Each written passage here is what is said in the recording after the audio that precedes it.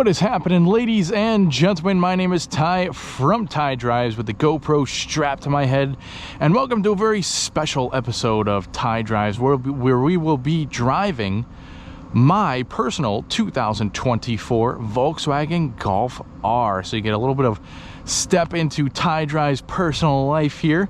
And yes, this is my kind of fun weekend car. I drive this car a couple times a week, and I've had it for about 6 months now, about 2,000 miles on the car.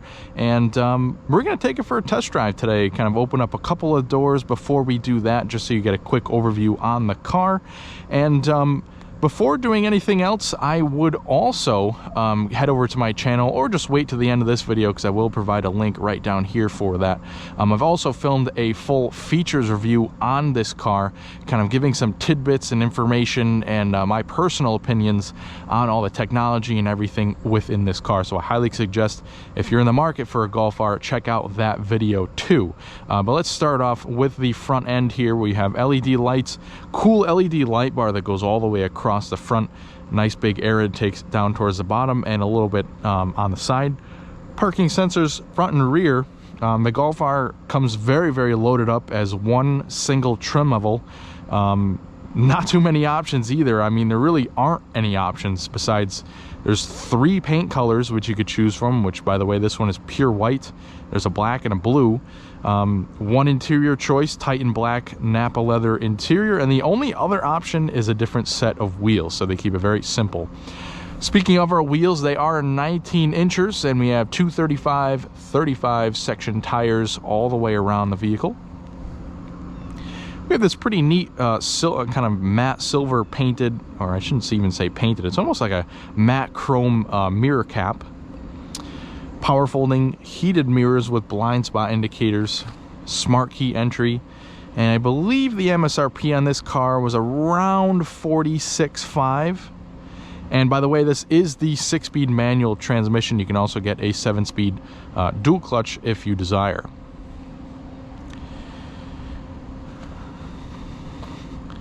Taking a look back, here is my favorite angle at this car. I could sit here for days and look at this car from this angle.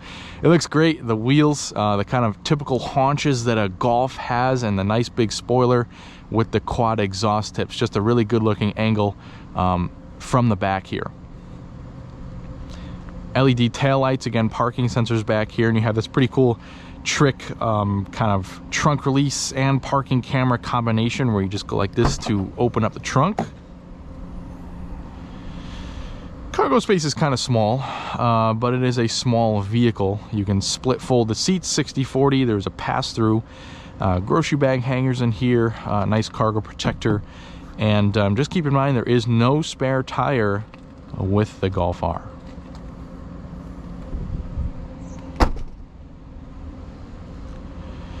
Take a quick peek at the rear seats. Again, very nice Titan black Napa leather seats, very soft and leather on the rear here, and as you'll see, the front seats are actually perforated leather. I'm 5'10", and sitting behind myself, I still have a couple inches of legroom and some nice surprising features back here. We have air vents, heated seats, and your own temperature adjustment back here with 2 USB-C connections. So very nice amenities back here. Nice oversized sunroof as well.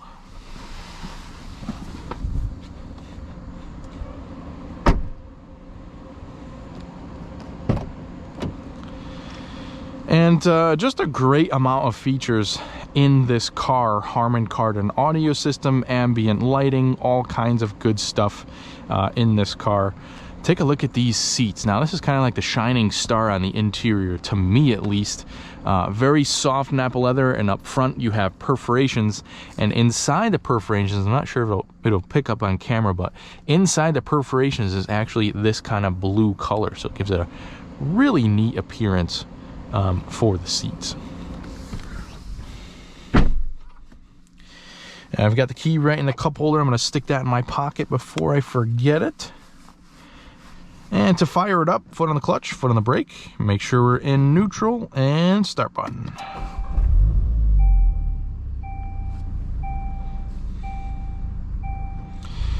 All right, so here we are in the Golf R.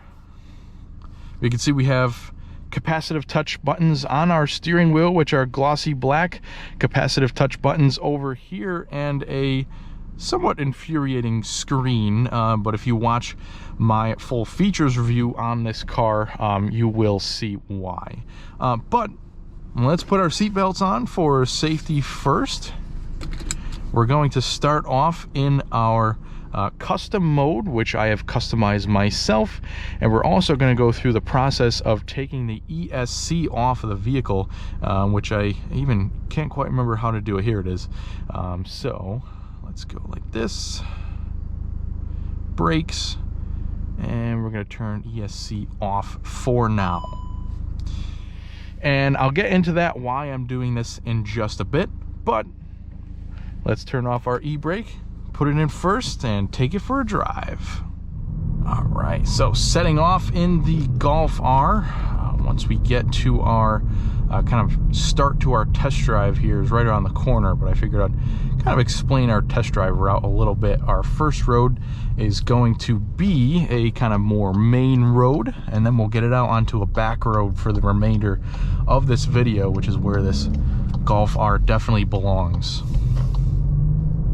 We will get an acceleration test, and we'll also test out the handling a little bit, you know, not too crazy since we are on public roads, so we have to be nice and follow the rules. And off we go.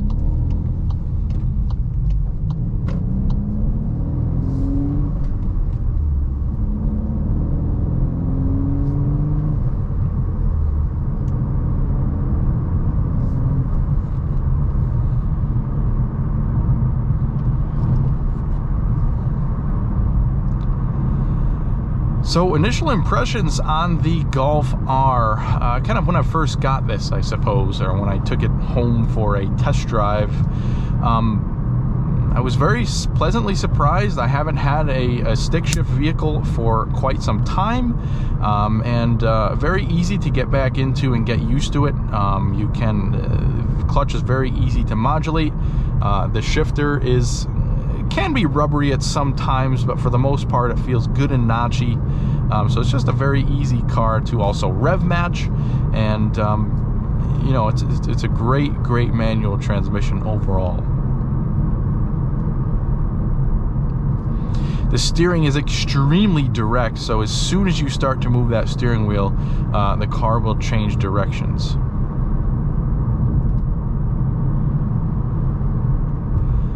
Now, one thing I do notice is probably because of a little bit of weight savings here, there is quite a bit of road noise. So there's a bit of tire noise, there's quite a bit of noise coming from the oncoming traffic, but that is okay given the class of this vehicle that it's in.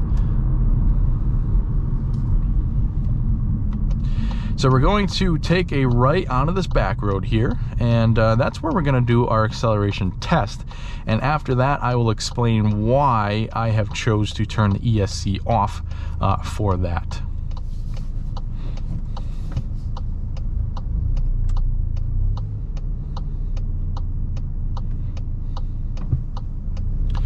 And off we go. Keep it in first, and we'll do a quick first to second pull here. So here we go.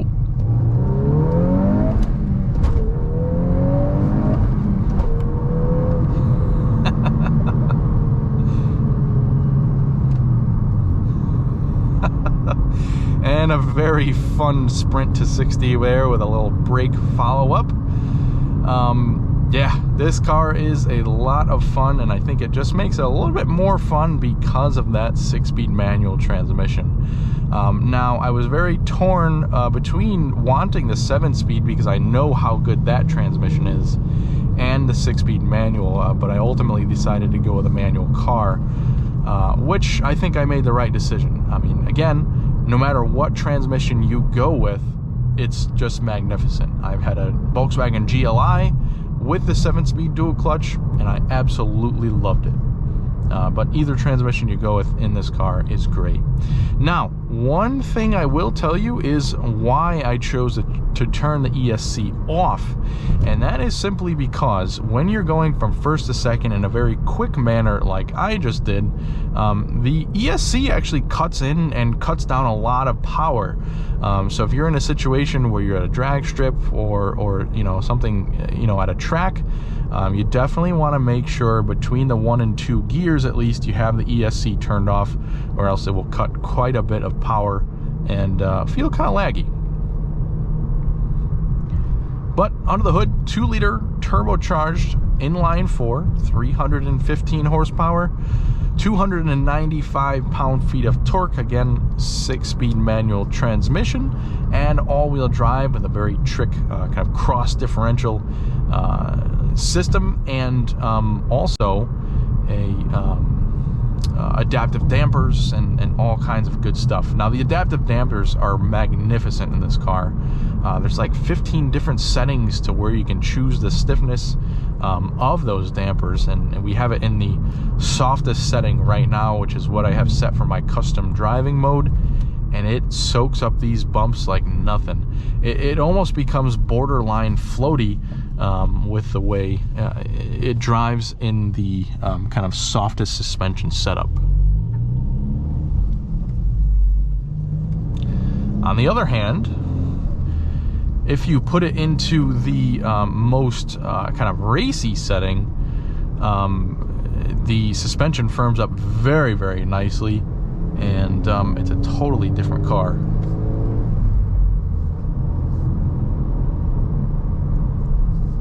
Let's put it into that race mode now for this one corner here. Yes, very, very nice.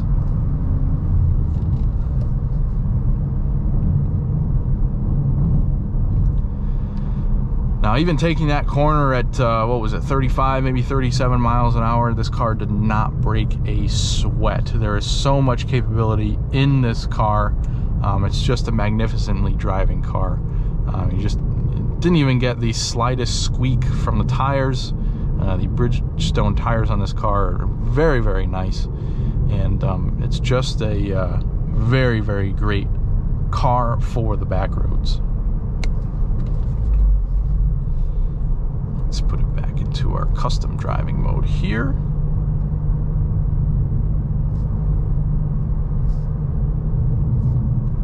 And we'll turn our ESC back on.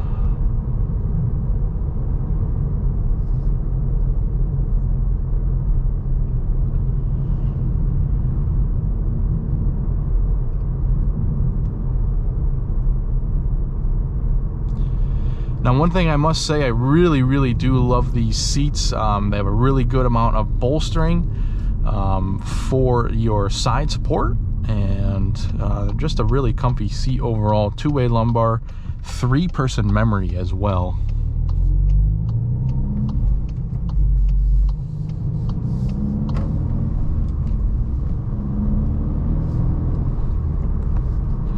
Gears are very short in this car. If I take a kind of longer highway trip with this car, I'm up at 70 miles an hour, and 6th gear, I'm about 3,000 RPM resting. So very, very short gears in this car.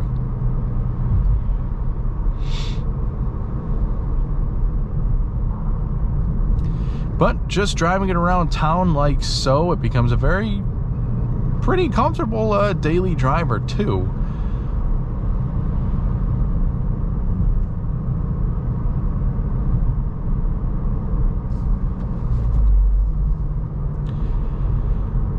That pretty much does it for the test drive on my 2024 Volkswagen Golf R. Again, make sure you check out that full features review for some of my opinions on the infotainment, the controversial infotainment, I should say. And thank you very much for watching.